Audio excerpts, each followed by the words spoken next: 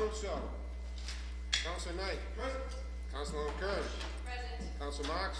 Present. Councilor Penta. Present.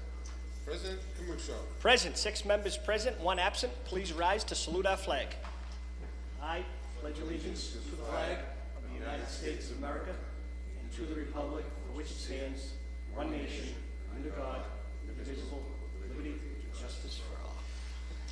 Item 14-762, offered by Councilor Knight. Be it resolved that the Medford City Council congratulate Michael Ryan on his retirement from the position of Executive Director for the Friends of the Middlesex Fells Reservation. Be it further resolved, the Medford City Council thank him for his many years of service toward protecting, preserving, and advocating for the Middlesex Fells Reservation. Councilor Knight. Thank you very much, Mr. President. I believe, if my facts and figures are correct, that Mr. Ryan served 14 years as the Executive Director with the Friends of the Middlesex Fells, and at the end of November he retired, and I'd like the Council to join me in wishing him a very fond farewell. He did a great job down there, and I think the fruits of his labor proved to be rather bountiful. The Department of Conservation and Recreation just recently released a master plan for a recreation plan for the Middlesex Fells, and a lot of that had to do with the work that Mr. Ryan did, Mr. President. So I'd ask that my council colleagues join me in congratulating him on his retirement and wishing him the best, thanking him for his service. Thank you, Councilor. On the motion of Councilor Knight, all those in favor? All those opposed? The ayes have it. Item 14-763, offered by Councilor Knight. Be it resolved, the Medford City Council extends its deep and sincere condolences to the family of Irene Platty on her recent passing. Councilor Knight. Thank you very much, Mr. President. The Plattys have been longtime family friends. I had the pleasure of meeting Irene and her son Joe during my time as an aide to Charlie Shannon in the State Senate. Since that time, we developed a great friendship. Irene was a dedicated public servant. She spent a number of years as a cafeteria worker here in the city of Medford, and we offer our deepest condolences to the family. Thank you, Council. Please rise for a moment of silence.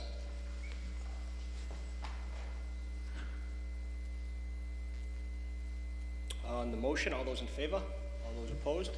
The ayes have it. Item 14-764, petition for a second-hand article license by Nyan Group, Inc., doing business as Cash Point, 32 Riverside Avenue, Medford, Mass. Marat Hananyan, President, 36 Owen Street, Hyannis, Mass. And the chair recognizes Vice President Caraviello, Chairperson of Licensing. Thank you, Mr. President. President, I reviewed the papers and I find everything in order. Mr. President, I have one question. We still have that something on our calendar for the other business that was on Salem Street. Has that issue ever been resolved? The Chief of Police will notify us through the city solicitor and the clerk when he is ready to proceed. It's still pending in the Middlesex Court. Mm-hmm. Thank you. All right. Everything seems to be in order, Mr. President, and motion for approval. On the motion of approval, all those in favor? All those opposed? Councilor Penta, on the motion. Could you explain to the people who might be watching, have no idea, location, hours of operation, and what you intend to do? Yes, Councilor. Mr. President, Councilors, Richard Vigliotti. I'm the attorney representing the applicant. Property location is 32 Riverside Ave. It's approximately a storefront of 1,900 square feet. The hours of operation will be 9 a.m. to 7 p.m., closed on Sunday. The applicant, the president of the corporation, Marat Hunanian, will be a hands-on owner of the store. He intends to work the store himself for the first year to get the premises established, the store established, and then at the end of the year hire someone to run it. He also has stores in Revere and 2 stores on Cape Cod, one in Hyannis, one in Falmouth, and has a tremendous amount of experience as a second-hand goods dealer.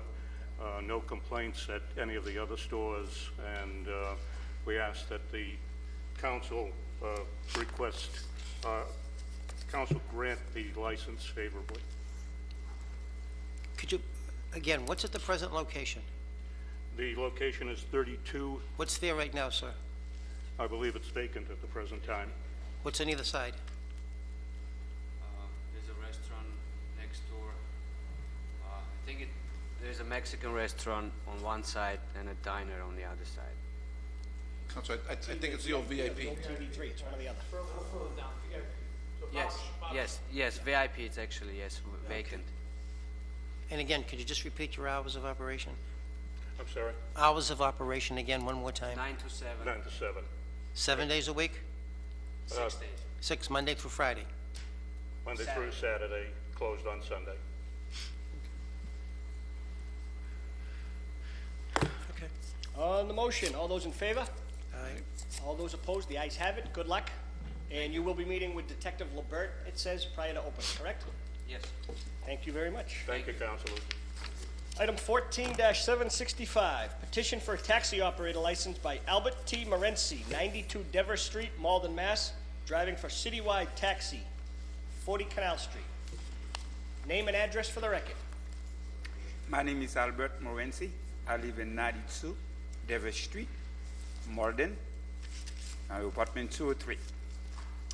The chair recognizes Vice President Caraviello. Thank you, Mr. President. I have reviewed everything. It seems to be in order here. I have a couple of questions. I see you hold a license in another city. I'm assuming that's Boston. Yes, Why are you not driving in Boston anymore? because the Uber situation take me out of business. Uber's put you out of business. Yes. And then, And you feel, and you, I feel you live can in make more Malden. money in Medford than you can in Boston. Excuse me, pardon me? You feel you can make more money in Medford Yes. than you can in the city of Boston. Yes, I believe so. You know that your license in Medford is only, you cannot go to Boston to pick up people, you know that. Yes, sir. And you also understand that you cannot deny anyone a ride because you feel that the job is too short. Definitely. You understand that also, correct? Yes, yes. So you'll take all jobs. You won't be denying anybody because it's only a short job. Yes. Correct? Yes, correct. Mr. President, I find the papers in order and motion for approval. Okay, on the motion of approval, Councilor Marks. Thank you, Mr. President. If you can record me in opposition until we come up with an ordinance to cover the taxi licenses, Mr. President. As well as Councilor Penta, certainly will do. On the motion, all those in favor? Aye. All those opposed, the ayes have it. Good luck. Thank you. Item 14-766, petition by Joseph Villione, 59 Garfield Ave, Medford, to discuss West Medford Hillside Little League and nonprofit finances.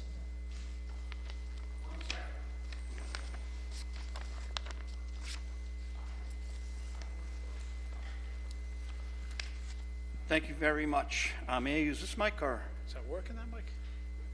Is it? Okay. Joseph Villione, 59 Garfield Ave, Medford, Mass. Good evening, City Council. Happy holidays and Merry Christmas. West Medford Hillside Little League, Stanley and Stephen Comans were sentenced, and the question today is, how can the public utilizing resources of these nonprofits be protected in the future? Going forward, what mechanisms are in place to safeguard the community's investments of time, money, and resources? Didn't West Medford's Hillside's Little League use the city's ballparks to operate? Shouldn't the school committee and the city council have a right to look into the inner workings of private corporations that are involved with the students? My point is, if you're using something that has to do with the city of Medford, be it a ballpark, a skating rink, the Chevalier Theater, our elected officials, city council, school committee, Senator Jalen, State Rep Donato, Sean Garbali, anyone elected should be able to look at the books or anything, or don't allow these people to utilize the city resources. That's my point. If the mayor or the city doesn't have an appointee to these boards, they should have no right to a skating rink or a ball field or a swimming pool that the city owns. Mayor McGlynn met with me in October of 2006 about one of these corporations. The mayor has the ability to put an appointee on the boards of the Medford Housing Authority or the Access TV station. Shouldn't City Hall be able to have an appointee to any corporation, for-profit or non-profit, utilizing any city resources, from land to stadiums to television equipment or to public safety equipment and personnel? Let's investigate the issue further. and I apologize, I was collating the material which I had just put together. I have handed out to the City Council a public records request that I am going to request this City Council look at, consider, and bring to Mark Rumley. In July of this year, Mark Rumley told the Medford Transcript that he wanted the books of one of these nonprofits. To this date, he has not received them. Now, Mr. Rumley's been very nice to me about this. He said I'll be the first person he calls when he gets the information. Now, he's awaiting information from the Attorney General's office. I have the Secretary of State asking the Attorney General's office to get me that information. Mr. Rumley's waiting for that. This is separate. The Attorney General's information on this nonprofit in Medford is separate from what Mark Rumley is asking for. So I'm asking the council president and the 6 other councilors to look at this public records request and consider that we just go to City Hall and say, hey, you know, for elections, for a co-host of mine who does a sports show, he's been begging me to do something for him if I can. And I think he talked to one of the city councilors this week who's absent tonight. But he said he spoke to him and he said, I want my sports show. So that's my talk here tonight.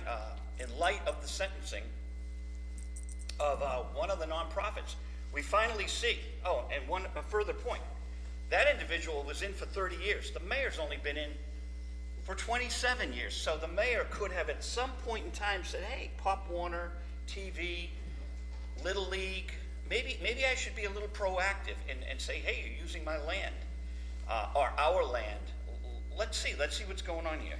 So that's my take on it, and I hope we can get some further movement on this. Any questions? Vice President Caraviello. Thank you, Mr. President.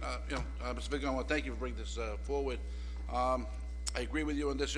I myself have been, involved with many youth organizations over the years, and president of one of them. Unfortunately, it's not up to the city to go over the little leagues, and it's up to the Attorney General's office to stay on top of these things. And the parents, I think this was a big wake-up call for a lot of the parents in the community. Many people knew it had been going on for many years, and I would hope that people now will, there's a new group running West Medford now. They're doing a good job, and they've consolidated. I mean, all the other, the other teams and the other cities, they only use our parks. But in the years that I've been involved, we used to try to explain to people, do not pay cash to anybody. Pay by check. I can say, because when people have cash in their hands, cash does bad things. And I say it's a shame that this had to happen, and I hope it's a wake-up call to the other leagues in this city and other cities around. And you do a good job, Council Vice President. I know you do a good job for the youth in this city. I did meet with a government official by accident at the old Outback, someone from the Department of Revenue, and I explained the situation. He said, we're overwhelmed. We don't have the manpower, and therein lies the problem when you go to the AG's office and Department of Revenue. They don't have the manpower, and that's how some of these people walk between the raindrops. Well, there's enough parents out there that are involved with these that should ask every year. We'd like to see the records. I mean, most organizations have an annual meeting where the records are supposed to be out there for everybody to look at. So I don't know if they're still doing that, but that's how we did it when I was involved with youth sports. But that's the normal procedure, how that's supposed to work. Thank you. Thank you. Councilor Penta. Mr. Viglione, if I understood what you said correctly from reading, what you're basically asking is for our city solicitor to respond back or report back on this public records request, and if nobody responds to him, so be it. At least the council is apprised as compared to the solicitor still waiting to get information, correct? Is that what I understand? Correct, and from what I understand in talking to Mr. Rumley, he's asking for something separate from what the AG's office is asking, and I know it works kind of together, but his request is financial. The AG's office might be financial as well, but there are different aspects to it that the city solicitor needs. If I understand 501c3 correctly, between the federal IRS and the Commonwealth of Mass Department of Revenue, there are certain requirements that are implicit in any one of these 501c3s. Absolutely.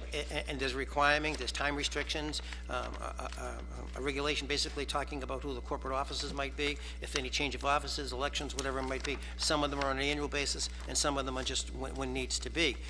The part that Councilor Caviello, the part that I think is a little perplexing here, when you say that, you know, parents have been involved for a long period of time, and maybe a long period of time they knew something was going on, they did nothing about it. Shame on them for allowing that to happen, okay? And there's no one to blame on that situation except them. Even if they had an iota that something might smell wrong, they should have done that. Well, I understand that, you know, the parents had been asking, but, you know, they would... And asking is one thing, and acting is another, okay? That's number one. Number two, just making a quick reflection back on cable television and Channel 3. The difference here, if I understand you correctly, Joe, is the West Medford Little League is not the same as Medford Community Access Television. Correct. The city has a direct person on community access. It's the mayor's appointment, as a matter of fact. And having the mayor's appointment and not getting the information that is supposed to be given and retrieved, and not on an annual basis, there is something wrong. And I think it's as clearly defined with Judge Jackson's report that she wrote in, I believe it was December of 2011 or 12 or whatever it was. 2009. 2009, excuse me. But with that, I've got no problem making this request, and I don't think Mr. Remley will have any problem responding to it too, because if he gets no response, that just puts more fodder into the argument with the AG and the Secretary of State's office that not only is our city solicitor waiting for information, who's played somewhat of a role. I don't know how deep we can say a role is, because unfortunately he doesn't have the information now to go forward and continue on with what he needs to do. But there is definitely something wrong. When you have a tax-exempt nonprofit sitting on, or the city sitting on, it's over $303,000 in the city's coffers downstairs right now, if not more, and knowing that by, I think it's April 30th, the new contract has to come forward as it relates to Comcast. Verizon is still ongoing. The fact of the matter is this, that there is a time sequence that a public hearing needs to take place, and we've got no notification. Ratepayers have received no notification. Nobody's received any notification, and neither is the mayor responded to our request when and if the public hearing is going to take place. So I see the analogy that you're trying to draw. It's a shame that it took place, but you're right, Councilor Caviello. The parents on this one here in West Medford Community, in the West Medford Little League, the onus was on them. If they had an idea that something was wrong, they should have pursued it, and they didn't.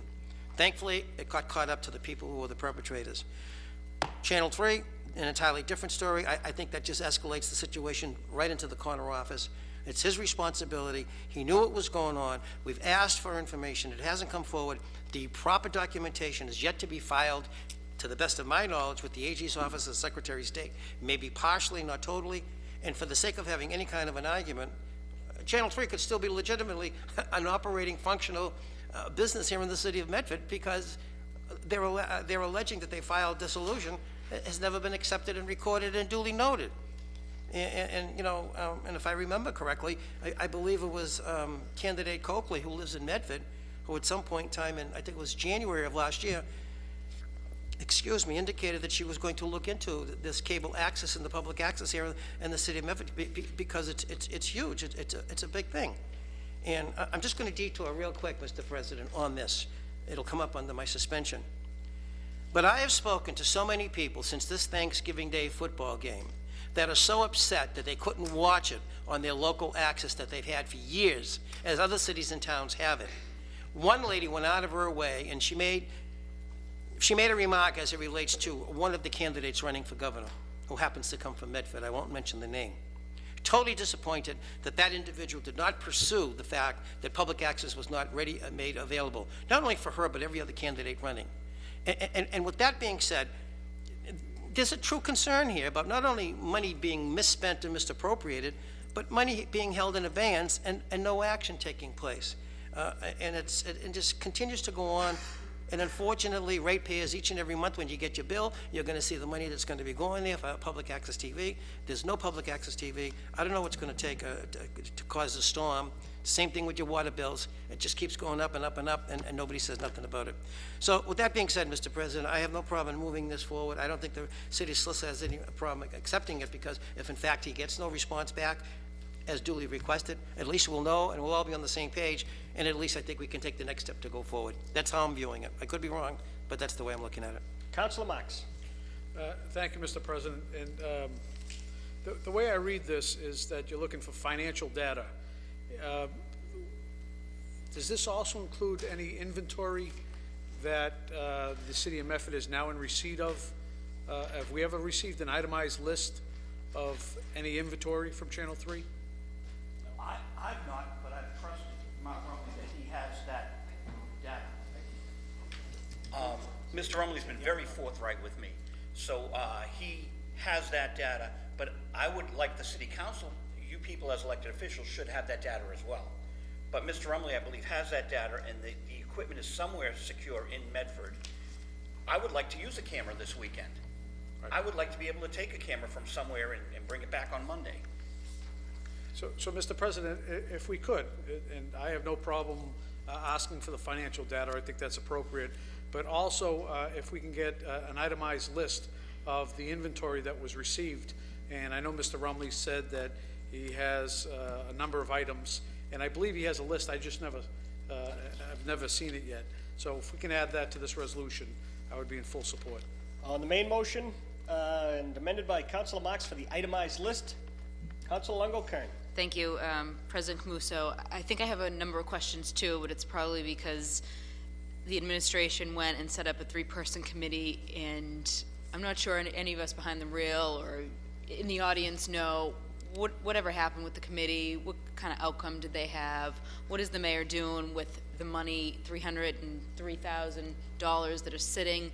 They are taxpayers, cable rate payers' monies that are just sitting. We have no idea what they're going to be used for, when they're going to be used, and when we're going to have a new station. So I'd like to also ask the administration, the mayor's office, I know we've asked before, but when are we going to have a station for the community, for the city of Medford? And if we're not going to do it anytime soon, if that's not the plan, then why are we taking from our cable ratepayers? Why am I, why are you paying every month a percentage to just sit in the city's bank account? It's the wrong thing to do. It's the wrong thing for this city to do. And as we spoke about it, I believe last week and the week before, there are cities and towns out there that have filed suit against their community, their actual administration, due to the fact that this is going on. We have a serious problem. TV3 has been a problem for the city of Medford for years and years and years. Finally, something was done about it, and now we're back to having problems again. I don't understand what the holdup is. So I just want to voice my frustration with the whole process. You're right. You should be able to go get a camera. So shouldn't a 15-year-old, 16-year-old high school student who wants to maybe get into communications. But we don't have that in the city of Medford right now, and that's unfortunate. What Councilor Penta brought up about the football game, I was brought in about 3-4 years ago for Winthrop, and we taped the Revere-Winthrop game, and it was a joint effort by Winthrop Cable and Revere, and they edited for us. I was one of the cameramen. It is stunning. Speaker DeLeo is on it because he's behind me, so I go and get a comment from him on the show. You have this amazing show that the parents, the athletes, their friends, the cheerleaders, everyone enjoyed it, but we don't, in Medford, the citizens aren't even aware of this because they don't have it, but they're paying for it. The football game, Councilor Penta, thank you, the Thanksgiving game is so key, and for our history. You know I'm a music historian. I would love to see, and I talked to Mr. Polari about this in the good old days when we got along, putting a monthly review of the city, what we had on cable TV, in the library so anyone could see January 2010, January 2002. Oh, well, highlights of the football game, highlights of the city council meeting, highlights of is tomorrow the tree lighting? Yes. I went out and taped it for TV3. They asked me to go in the freezing cold in 2000. I was out there. Mayor McGlynn shook my hand. He was smiling. Everything. Everyone was happy. It was a love fest, and I got it on tape for the city. I volunteered when I lived in Woburn. I volunteered for this city, and it was freezing cold. I had to go across the street and get a scarf to put around my hand. That's how cold it was, and I volunteered for this city, and look where it got me. Honest efforts and hard work. But I thank the city council because this is important to me. It's important to John, the sports host. I think everyone knows the sports in this city could be documented, could be at the library. I don't care if it's soccer, basketball. We don't have that, and other cities and towns do. On the motion of Councilor Penta, amended by Councilor Marks and Councilor Longo-Kern, all those in favor? Roll call has been requested by Councilor Penta. Name and address for the record.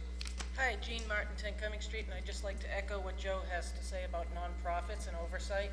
And I totally agree with him. If it has the name Medford in it, it should be open for anyone in this city, whether it's the Brooks Estates, the Royal House, Little League, anything that has to do with Medford absolutely should have oversight. And it should be, and I want to know, because I belong to the DAV, you all know, and the DAV does meet in a firehouse. It meets on a Medford property, and it does wonderful things. And we have strict rules about how the checks go out and come in, and there are spend down requirements and a whole host of things. I write down every check in 6 different places, including the meeting minutes. I scan them in. I have an electronic set of them. I have the receipts, and the state tells me to keep all receipts for 7 years. I don't know if the requirement is more than that, but that's what the state DAV told me to do. So I have no problem. If they are working in good faith as an organization, they should not be afraid to show you their books, whatever the organization is. And I have no problem doing that. So I just want to reiterate that anything that has to do with the properties of Medford, because there's a lawsuit, you have a problem on a playground, you know, Medford's on the hook for it. So there is, you know, a private partnership, private-public partnership that has to happen more and more in this city. And I hope that it does. So thank you for listening, and I just want to echo what he had to say about nonprofits and oversight. Thank you. Thank you very much. The roll call has been requested by Councilor Penta. The clerk will call the roll. Vice President Caraviallo? Yes. Councilor Del Russo? Councilor Knight? No. Councilor O'Kern? Yes. Councilor Marks? Yes. Councilor Penta? Yes. President Caruso? No. 4 in the affirmative, 2 in the negative. The motion passes. Item 14-767, request for expenditure from the Law Department, claims over $1,000. Dated November 24th, 2014, to the President and members of the Honorable Medford City Council from Michael J. McGlynn, Mayor. Claimant name is Patricia DeJesus, and the date of the accident was May 8th, 2014. The date of the settlement, November 24th, 2014. The amount of the request is $3,246.59. The claimant, Patricia DeJesus, 49 Chetwynd Road, Somerville, Mass. 02144, seeks compensation for damage to DeJesus' vehicle, which was allegedly struck by Medford Fire Department Engine 7, as Engine 7 was in the process of pulling out of a parking space in Hill Hall parking lot at Tufts University. The accident occurred on May 8, 2014. The case was settled prior to trial. Necessary releases have been obtained from the claimant, and the total settlement is $3,246.59. Name and address for the record. Thank you, Mr. President. Kimberly Scanlon, Assistant City Solicitor, 75 Ashcroft Road. Any questions for the city solicitor or a motion? Motion for approval by Vice President Caraviallo. Councilor Penta. One quick question. The settlement is just for property damage, if I understand this correctly, Correct, yes. right? Was there any damage to the fire truck? No. On the motion of Vice President Caraviallo, the clerk will call the roll. Vice President Caraviallo? Yes. Councilor Del Russo? Councilor Knight? Yes. Councilor O'Kern? Yes. Councilor Marks? Yes. Councilor Penta? Yes. President Caruso? Yes, 6 in the affirmative, 1 absent. The claim has been approved. Thank you, Mr. President. Merry Christmas. Thank you. Merry Christmas. All right. On the motion of Councilor Penta for papers in the hands of the clerk, all those in favor? Aye. All those opposed, the ayes have it. Offered by Councilor Marks. Be it resolved that the shelter located at the corner of River Street and Riverside Ave next to the Harvard Vanguard Garage be discussed for potential community use. Councilor Marks. Thank you, Mr. President. Anyone familiar with this particular shelter? It's across from the CVS on Riverside Ave, right adjacent to the Harvard Vanguard parking garage. And I had the opportunity just recently to actually go and sit underneath the shelter and just look around and see the condition of it. And I was really taken back by the lack of maintenance for this particular shelter. The paint is peeling off the side of the shelter itself. There are gutters that are missing and hanging off. Inside was in very dirty condition. I don't believe, I think the intention originally was to use this particular shelter for people waiting to catch the bus on the opposite side of Riverside Ave. And I, for one, have never seen anyone waiting for a bus in that particular shelter.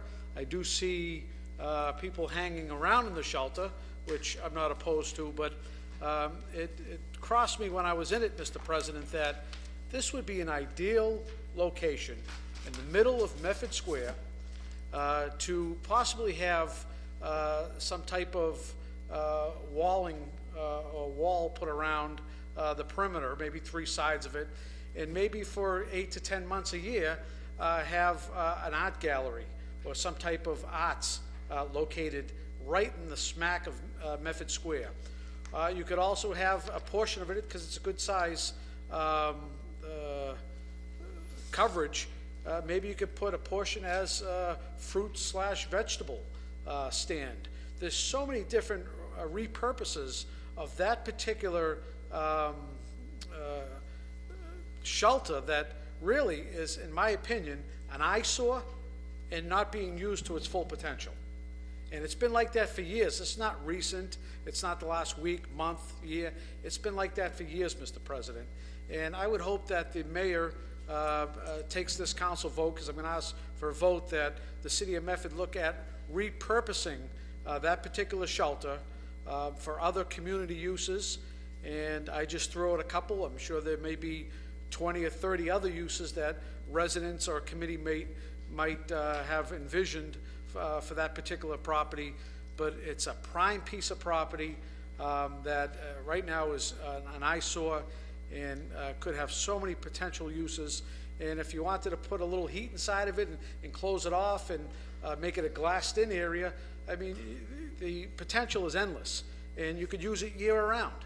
And you could provide more lighting in that particular area, because at night, if you ever walk down there, it's very dark on that side behind the cemetery, the Salem Street Burial Cemetery. And I would ask that we take a vote on this tonight to repurpose it, Mr. President. Ask the mayor if he is too busy with a lot of other issues. Maybe this council could take the ball and run with it and find a use for it. But I would like to start off with the administration to repurpose that particular shelter. On the motion of Councilor Marks to Councilor Penta. On that motion, you jogged my memory. It goes back some years ago when former Councilor Maiocco introduced a resolution similar to that on buses, advertising for buses in the city of Medford. I think the city generated something like $35,000 a year by doing that. So maybe the advertising of outside vendors on that as a particular part of repurposing can bring in a few dollars, whatever it might be worth, and at the same time, you've accomplished 2 things. Councilor Longo-Kern.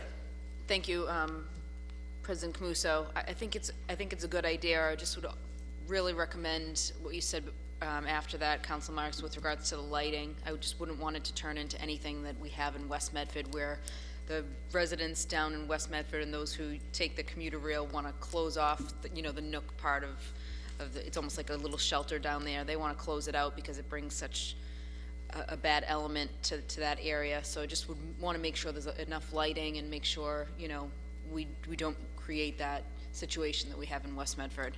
But otherwise, it's a good idea. Councilor Knight.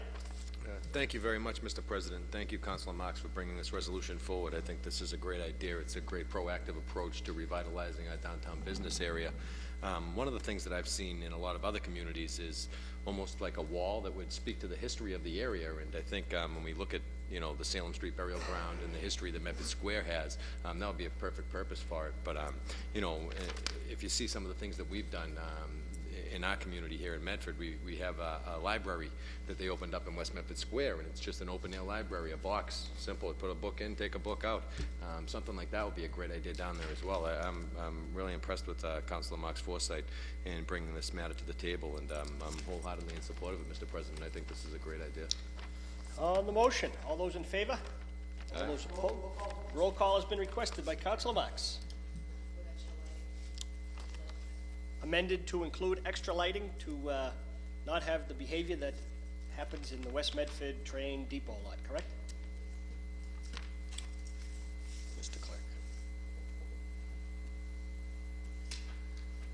Vice President Caraviallo. Yes. Counsel Del Russo. Counsel Knight. Yes. Councilwoman Kern. Yes. Counsel Marks. Yes. Counsel Penta. Yes. President Caruso. Yes, 6 in the affirmative, 1 absent. The motion passes. Also, while we're under suspension, offered by Councilor Penta, 14-768. Be it resolved that the Medford High football team be congratulated on their well-earned football victory over Malden High this Thanksgiving Day. Councilor Penta. Mr. President, this past Thursday, it was absolutely fabulous to see our Medford youngsters not only win, but win in a huge fashion. I've been attending these games for the last 56 years. I only missed twice, and I believe both of them were called off because of inclement weather. And as a result of that, I think I can speak with some sense of knowledge as it relates to what takes place during these particular games. These boys absolutely went out of their game, and as their coach, Jason Nascimento, indicated, I think they played over and beyond that for which anybody expected in this day. It's the second oldest rivalry in the country. Latin and English is the oldest one, and Malden and Medford is the second one. And, you know, I think it's a true testament to the fellas and the coaches that they prepared the kids for the game, and they played with a tremendous amount of excitement. But something took place in that game that jogged my mind, and it's a disturbing fact, and I think it goes like this. When first attending the game, I noticed the field was not at all cleared. The snow was on the field. And with the snow being on the field, my first thought was, wow, these kids are going to play on this field. You know, anybody could get hurt at any time, either side, Malden or Medford. And when I was watching the news at the end of the day, recapping all the local games and all the local teams that took place, every one of the games that they did, and they showed on TV, the recaps, the snow was all put to the side or to the ends of the end zone. And these kids were playing on a decent field. May not have been the best field, but at least the snow was cleared off of the field. And then I want to thank a fellow by the name of Michael Nestor, because he brought to my attention something that he found written in the local press and in the Boston press. Talks about the Malden coach. The coach's name is Joe Papagallo. And he said, I feel in my heart of hearts, if I had a regular playing field that we could have played on, our regular game, we would have come out on top. Well, what is he saying? The game was in Malden. It's your home turf. It was your place to make sure that the field was cleared out through the superintendent or your director of operations, whoever it might be. And then add further insult to injury, our Medford marching band was not allowed to go on the field because Malden did not have a band. So the kids that prepared all for the period of time for the Medford-Malden game were not given the privilege to go out in that field and do their halftime show. What do they have for a halftime show? Someone throwing frisbees into the net. I mean, that was a complete insult to the people who were there, both Medford and Malden. But whoever put this together, and I don't know where the principal of our school at Medford High or the principal, Mr. Brown, at the Malden school where it was on this. But it's just impossible. Spoke to many parents, spoke to school committee personnel. They just don't understand how and why this could have happened. We were the guest team. We weren't the home field. And to insult the guest team by saying, your band, we're asking your band not to go on there because we don't have a band to go on there, and then to put a frisbee thing out there at midfield, at halftime, excuse me. Just complete, total insult. But the best part of the whole day is that Medford won 36-12. They not only beat them, they proved their point, that they don't need a field in good condition because, quote, he indicated that his fellas, the Malden coach says that his fellas on the team couldn't get their traction, their grip on the ground. Well, what made the difference between Malden and Medford being able to do it? But more important, the bottom line to all of this is a public safety issue of the kids playing on that particular field. There was no other field that was shown on television on that day on highlights that talked about teams playing on a frozen field. They had plenty of time to go out there and clear off that field. And if they had to delay the game to do it, they should have done it, but they didn't do it. And then to add insult to injury and to have the coach turn around and say, if I had a regular field, that we could have had a regular game and they would have come out on top. Then at the end, he throws a kudo, but the Medford kids did a good job and they won. that's BS in plain English. You know, both sides, both kids go there to play a game on that particular day. Win, lose, or draw, because that's what sports is supposed to be all about. But it didn't turn out to be that way because of one coach's remarks, which were quite inflammatory as far as I'm concerned. And then to add insult to injury, to have our Medford High School marching band not be allowed to go out there because Malden didn't have one, that's an insult. That's an insult to the whole program. And you talk about a program, if you went there, they passed you out a program. Every program had Medford and Malden in it. This year, they only had the Malden players. Medford players were not found in the program. So I don't know who put this whole thing together. It's obvious it came on the Malden side. But their superintendent, their principal of the high school, their coach, and whoever takes care of their grounds should all be held accountable and be told it's a shame that they allowed that game to be played with all the conditions that are surrounding it. But the highlight of the game was the fact that Medford won, and they won convincingly. And they should be so proud under the conditions that took place. Not only did they win, I'm so proud of them to taking a picture with their band people after the game to let people know that they appreciated the fact that the band was just as much a part of the Medford-Malden game as anybody else. Mr. President, I've seen a lot of games, I've been to a lot of games. But this is the first that I've ever seen come out like this. And the stupidity, and I'll call it that, of going out there and tossing Frisbees into a net for a halftime show is the most insulting thing you can do when you have a band ready, willing, and able to play. It didn't make any sense. I think you made your point very clear about... Oh, it is clear. And the motion is to congratulate the Medford High it is. Mustang team. It is.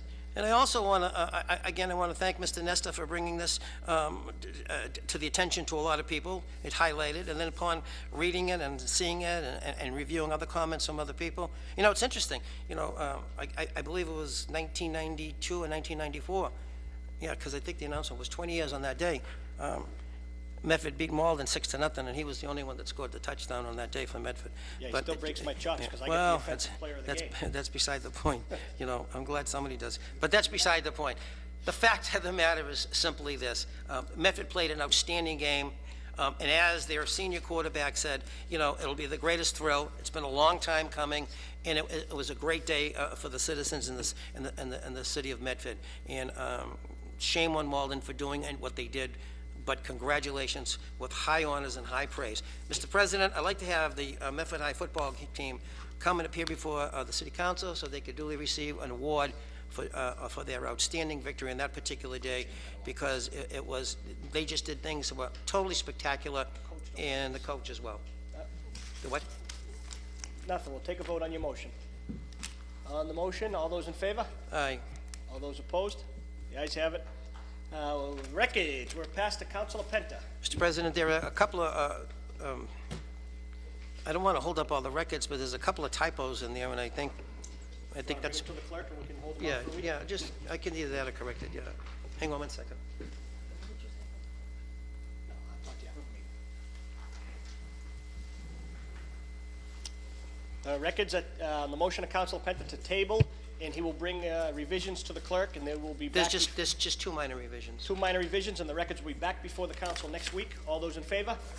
All those opposed? The ayes have it. On the motion of adjournment, Wait a minute, Mr. President. Councilor Penta. We got a copy tonight here of a notice of a public meeting that's going to take place next Wednesday evening. I believe it's 6:30. Well, anyway, checking into it further, thank you. Checking into this thing further, it talks about the reason why the reason, and it's not explained, I have no idea why it's not explained. The reason why Mass DOT is having this is because of there is a federal inclusion. Because of the money, I believe, that the city is applying for under the, with the waterway taxi that the mayor has under consideration. I believe 200 and some odd thousand of that 475 is particularly earmarked for this particular location, and because of that earmark, the Mass DOT or the State Department of Transportation has to call the hearing, but in essence, it's really as it relates to explaining the whole idea as it relates to the federal money being used for this particular project. The right-of-way, it's just language, from what I understand. It's just language that's thrown in there if, in fact, temporary or permanent easements are needed. I believe that the easements that are needed, one of them already exists, and I think it's just a reaffirming it, and that's the walkway that's between the senior center in the 121 Riverside Ave, and then there's another one that allows for an easement coming in. So with that being said, Mr. President, I would like to, and I think it should have been clearer, is this, Mr. Clerk, a notification of a public hearing? Is this the document that went out? A notice of a public hearing that they sent out? For who is it for? It's just, DOT, Department of Transportation. It's being held here in the council chamber for the peace. Yeah, it was posted by Frank DiPolo. We get that from, Could we have, OCD. could we have, either from the chief engineer or the administrator, an upgraded letter as to, because it's confusing. It isn't really DOT. It's the feds that are going through the State Department of Transportation. That's the reason why this hearing is being called. So could we have an explanation either from Lauren's office, DiLorenzo, or Lauren sent us Or the DOT. document in the mail, so. Who do you want to ask? both? All right, to Both. OCD and the engineer. Right. On the December 10th I got it. I even meeting at 6:30 PM here in the council here chamber. in the council chamber. On the motion of Councilor Penta, all those in favor? Oh. All those opposed? The ayes have it. Councilor Marks. Before we adjourn, several weeks back, this council took a vote on sending a couple of issues to the Traffic Commission. One was the closing off of the corner of Main and Yale Street, and the other one was to add bollards to the Harvard and Main Street corner. And I was wondering if we can get an update if the Traffic Commission received it, and when will that appear on the Traffic Commission agenda. Also, the second point, Mr. President, is I believe we voted for a committee of the whole meeting to discuss moving the bus stop on Main Street, 20 or 30 feet down. And if you can set that up, maybe sometime after the holidays or... We're trying to, we get two upcoming meetings. The Office of Community Development requested a meeting, not next week, the week after, and next week we have the tax rate, but I think it's a very important issue, and either myself or Vice President-elect Della Russo will be scheduling something. The OCD meeting is something to do with the grant, and it will be forthcoming. We'll be on the agenda next week or the week after. The 12th is on the committee of the whole. I believe, Mr. President, this is something new.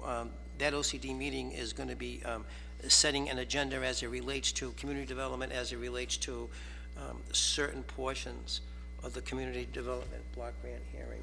So, No, this, yes, from my information. the one that Lauren called myself on was something to do with the park grant.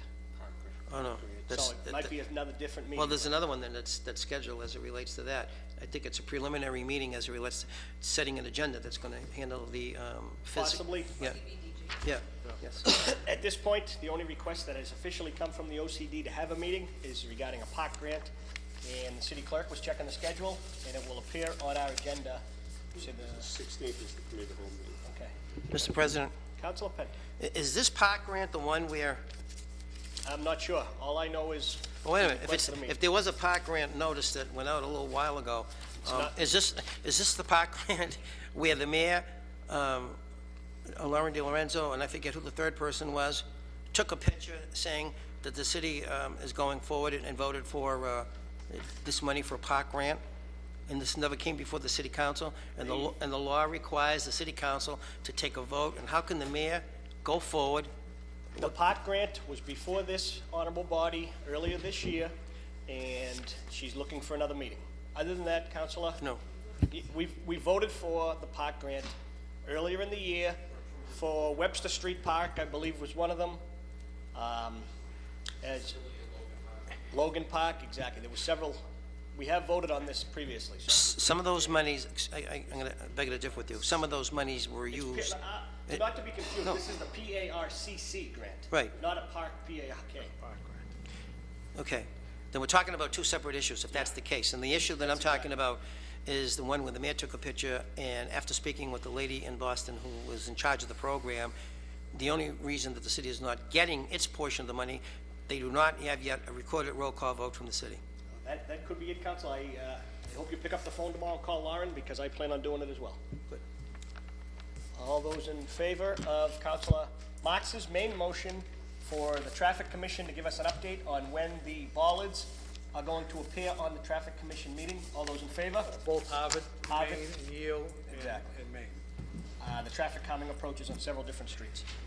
Councilor Longo Kern. Thank you. Ed O'Neill, you said is next week, setting the tax rate? If he could give us, I know we always ask him the week he comes to give us a couple different breakdowns. If we could ask him prior to the meeting, ask him tonight, send a motion. Can we take a vote on Councilor Marks and then Yes, take that up? yes. On the motion of Councilor Marks, all those in favor? All those opposed, the ayes have it. Councilor Longo-Kern has the floor. Thank you. If we can ask Chief Assessor Ed O'Neill to break down the tax rate 2 or 3 different ways. One, obviously, Mayor wants to probably tax to the maximum, the 2.5%. If he could break it down, how we'd set the tax rate, if we were going to give our taxpayers some relief at the 2%, possibly the 1.5%, just to make sure he brings the numbers for a few different options for the council. The same options as requested in last year? You want to ask for that, or do you give us the numbers, because he's not going to be clear on it? I think he's going to, yeah, I think he's going to know what I'm talking about. I'd like to, no, that's why I'm asking you. From previous fiscal year tax rate setting, we got to vote on something. They're going to come back and say it's ambiguous. We get the meeting next week, so I'd rather put the percentages on it. Yes. Yes. I think You all set, Councilor? Councilor Hunt is going to. Referring to residential exemptions, whether it's 15, 20, 25, 30%, whatever it might He brought be. us the breakdown of each Yep. one. So each And he also brought down the number of homes that would be affected and what the dollar range was. So if he could do that, that would be great. So why don't we go back, ask him for the same data that we asked at last year's tax hearing. We want it ahead of time this year for this meeting. Is Yeah, that I'm a good trying. motion? Trying to recall. Because it was several different Because it options. was the residential tax rate, it was also the tax levy, different. Yes, it was the one too that affected like Cape Cod towns and not up No, here. There were several different issues going on. So why don't we ask for all the documents we asked for last year? I know, I think this is, I have an idea where she's going. If it's 10, 15, 20, 25, 30%, and then how does that reflect upon 2.5, 2%, or whatever it might be? How many homes over a certain No, value? they How tax does to that the affect, max? how does that affect not hitting the max of 2.5? And we, I'd like to add to that the breakdown of the break-even point that last year, houses based at a certain value would have went up significantly. And, I mean, that's the data we asked for last year. So I think we're all on the same page. As far as the real estate values go, that's an unfair comment to make, Mr. President, that, No, there's a break-even point. no, I understand that, but That's what I'm talking about. but real estate values have jumped dramatically in this city. But there's a break-even point, it's a dollar amount. That's what I'm referring to. No, but folks in this community, it's either the 5th or the 6th hottest market in real estate for people living in the city, or selling real estate. I don't know about living here, but selling it. And with that being said, I think the breakdown that the Councilor Longo-Kern is alluding to, it makes a lot of sense, because I think we're threading pretty close to now getting to an exemption. You know, Somerville just had theirs up to 35% for residential tax exemptions. They have it all broken down, and as it relates to business, new business, a single, double, and a triple family home, and they're doing pretty well. And look at the development that they have over there. You know, another thing, Mr. President, I'd like to add an amendment to that. How much, Mr. President, I'd like to add an amendment, an addendum to Council Longo-Kern's thing. I'd like to know the new revenue that was brought in taxes last year as compared to the new revenue brought into taxes this year. New growth, New revenue, new tax revenue. new tax revenue? Yep. Because that speaks volumes as to ongoing. If we, for example, took in $1 million last year, and this year it's projected to go out another $2 million, or $1 million again, that's $2 million extra in each year in the coffers. And once again, the ratepayers aren't saying that. Councilor Longo-Kern, then Councilor Knight. If I may finish yet, thank you. If we could get as much documentation in our packet for Friday so that we can have it before the weekend, rather than just being brought at Tuesday night at 5:30, 6 p.m. and asked to vote on it at 7, that would be helpful. On that motion, Councilor Knight. I think it would also be helpful, Mr. President. I remember, I think back in January, the city began doing a real property inspection and evaluation program, and it said it was going to take about 24 months to complete the program. I'd like to know where we are in terms of the revaluation of the properties that have been inspected, how many houses have been done, how many houses need to be done before we move forward on the tax rate. On the motion, as amended, by Councilor Knight. All those in favor? All those opposed? The ayes have it. The records have been tabled. On the motion of Vice President Caraviallo for adjournment, all those in favor? Aye. All those opposed? The ayes have it.